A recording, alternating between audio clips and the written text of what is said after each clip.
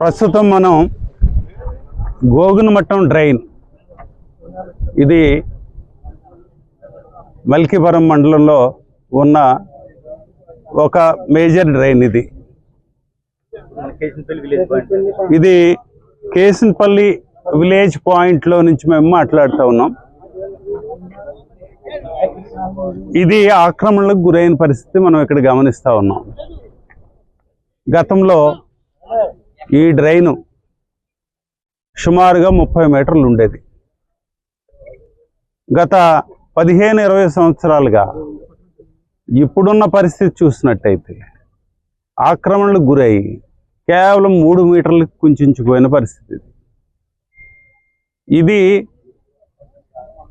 సముద్రం నుంచి ఎప్పుడైతే పోటు వస్తుందో ముందు ఫస్ట్ ఎంటర్ అయ్యేది గోగునమట్టం డ్రైన్ నుంచి. తర్వాత నెక్స్ట్ డ్రైన్ ఏమిటంటే ఈ శంకరగుప్తం డ్రైన్. ఎప్పుడైతే ఆక్రమణకు గురైందో గోగునమట్టం డ్రైన్, ఇది ఒక 8 కిలోమీటర్ల పొడవైన డ్రైన్.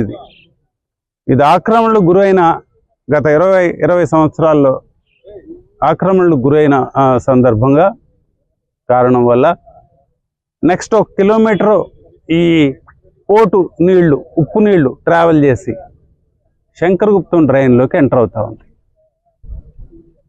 ఇది దీనికి ఏర్పడిన పరిస్థితి. ఎప్పుడైతే శంకరగుప్తం డ్రైన్లోకి ఎంటర్ అయిందో అక్కడి నుంచి మిగిలిన డ్రైన్లు కనెక్టెడ్ డ్రైన్స్ అన్నిటిలో కూడా ఎంటర్ అయిపోతా ఉంది. దానివల్ల గత 10-15-20 సంవత్సరాలుగా చూసినట్టయితే స్లోగా ఎంటైర్ కాన్స్టిట్యున్సీ ఈ రోజున ఉప్పు నీళ్లమయమైపోయింది. భూగర్భ జలాన్ని కూడా పాడైపోయిన పరిస్థితి మనం చూస్తూ ఉన్నాం. దీనికి మూలాలేంటి అన్వేషించాల్సిన రోజు, లేకపోతే చాలా ఇబ్బందికరమైన పరిస్థితి. ఇక్కడ ఎవరు ఉండటానికి వీల్లేదు అలాంటి పరిస్థితి. ఎందుకంటే మంచినీళ్ళు లేవు తాగటానికి. ఓ పక్క మంచినీటి ఎద్దడి దీనివల్లే, రెండో ప్రక్క డయాలసిస్ పేషెంట్స్ పెరుగుతూ ఉన్నారు. 100, 200, 300 ఇలా పెరుగుతూనే ఉన్నారు.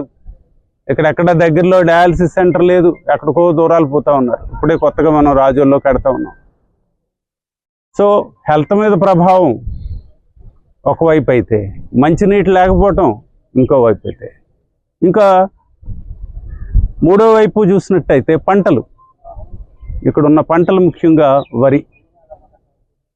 ఇక్కడున్న ఆయకట్టు, మా నియోజకవర్గంలో ఉన్న ఆయకట్టు 30,000 ఎకరాలు.